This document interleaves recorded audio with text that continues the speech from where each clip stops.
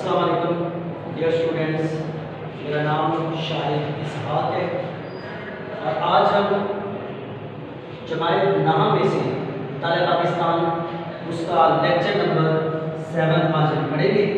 لیکن اس سے پہلے آپ ہمارے چینل کو سبسکرائب کریں، بیل آئیکن کو دبا دیں تاکہ ہر وقت معلومات آپ کو فراہم ہو سکیں۔ ڈیئر اسٹوڈنٹس، آج ہم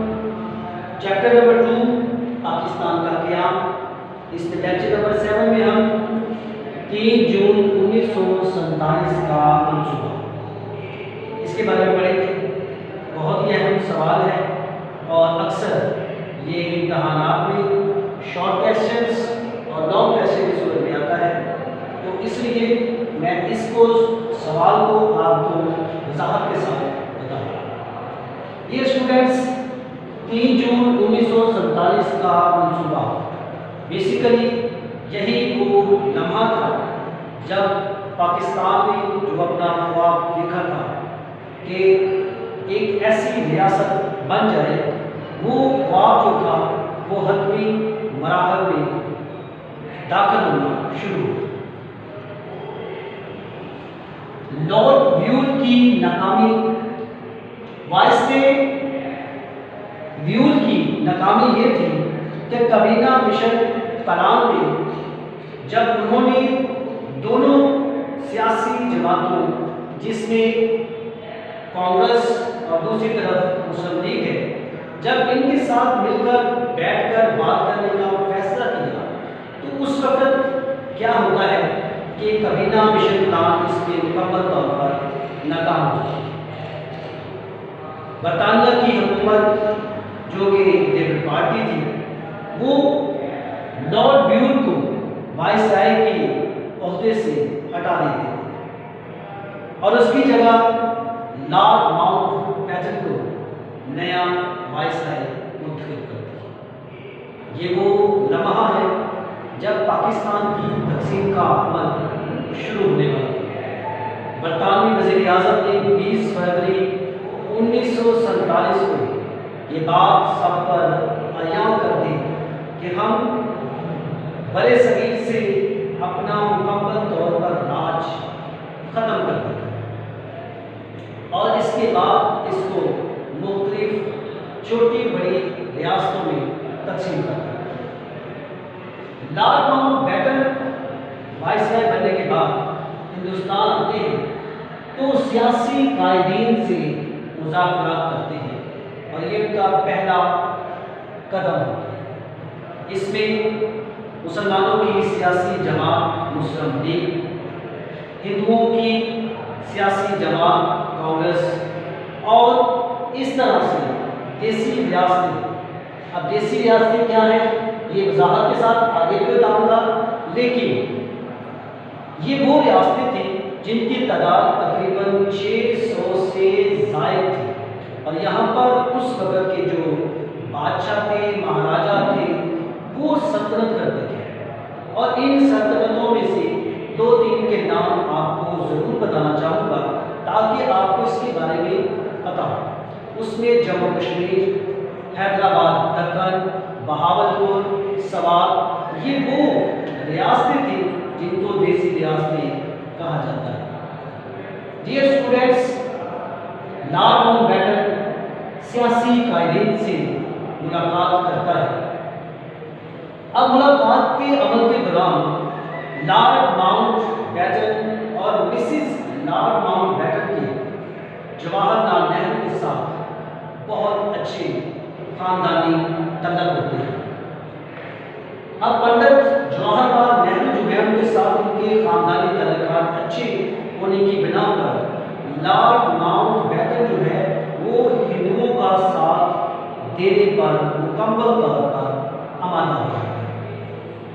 اب بات یہاں پر ختم نہیں ہوتی، کیونکہ یہ تمام لوگ جو ہیں وہ منفی پروپیگنڈا کے ساتھ پاکستان کو علیحدہ کر کے ایک نئی سوچ کے ساتھ آتے ہیں۔ اس میں برطانوی وکیل ریڈ کلف جو تھا وہ بھی اس میں شامل تھا، جس نے اس تقسیم کو اس طرح سے सुलझाया या इस तरह से उसको तकसीम किया जिसकी वजह से आज तक ये मसला जो है वो बहुत सारी दुश्वारियों का सामना करता है। अब इन तमाम चीज़ों को करने के बाद लॉर्ड माउंटबेटन बरतानिया वापस चले जाते हैं और वहाँ पर अपनी हतमी रिपोर्ट बरतानवी वज़ीर आज़म के साथ मशावरत करके एक बार दोबारा से वापस हिंदुस्तान में आते हैं। जब हिंदुस्तान वापस आते हैं तो उसके बाद वो 3 जून 1947 को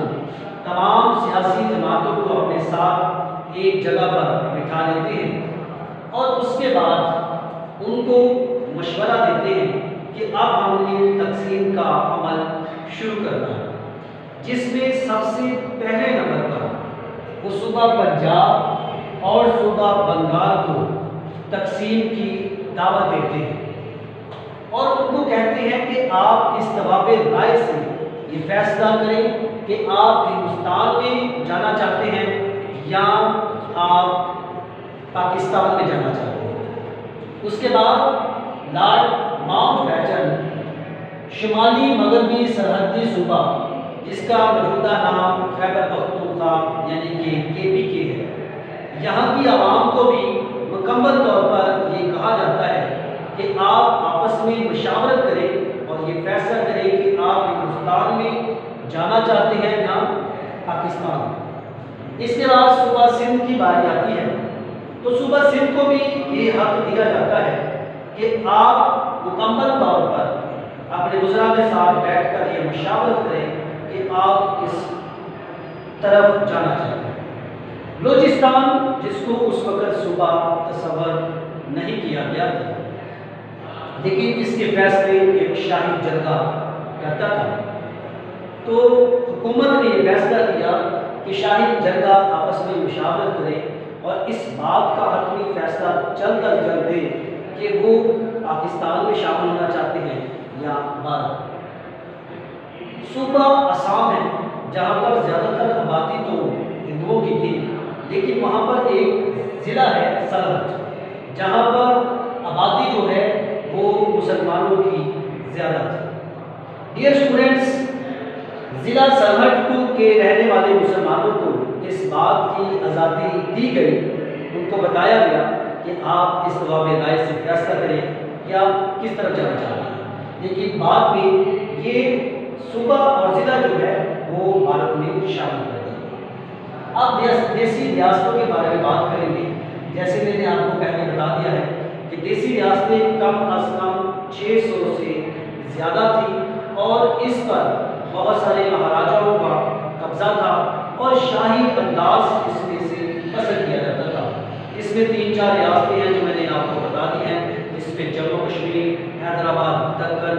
बहावलपुर और सवात और इस तरह की और बहुत सारी रियासतें जो थी वो उनके कंट्रोल में थी। अब इन रियासतों को भी ये इख्तियार दिया गया कि आप तकसीम के अमल में बंटवारे की सूरत में किस तरफ जाना चाहते हैं, हिंदुस्तान की तरफ या पाकिस्तान की तरफ। और आखिर में होता क्या है कि मनसूबा की हतमी शक्ल, ये तमाम किस्म की हतमी शक्ल तैयार करने के बाद लॉर्ड माउंटबेटन वापस बरतानिया चले जाते हैं। डियर स्टूडेंट्स, ये था वो वक्त जब हिंदू लॉर्ड माउंटबेटन और बरतानवी वकील रेडक्लिफ की वो शर्मनाक हरकत या वो मक्कारी सामने आती है जिसका खमियाजा हम आज तक भुगत रहे हैं। इसमें एक और शॉर्ट लेसन ज़रूर आएगा कि भारत जो है वो अब कश्मीर पर किस तरह से कब्जा करता है। तो डियर स्टूडेंट्स, उसमें भी जब देसी रियासतों में ये इजाज़त दी जाती है कि कश्मीर अपनी मर्ज़ी के मुताबिक जा सकता है, लेकिन जैसे ही आज़ादी का फैसला हो जाता है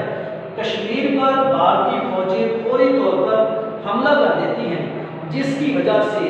कश्मीर जो है उस पर कब्ज़ा हो जाता है और तब से लेकर आज तक ये मसला कश्मीर बन के हमारे सामने नज़र आ रहा है। अब मनसूबा की हतमी शक्ल में सूरत हाल ये होती है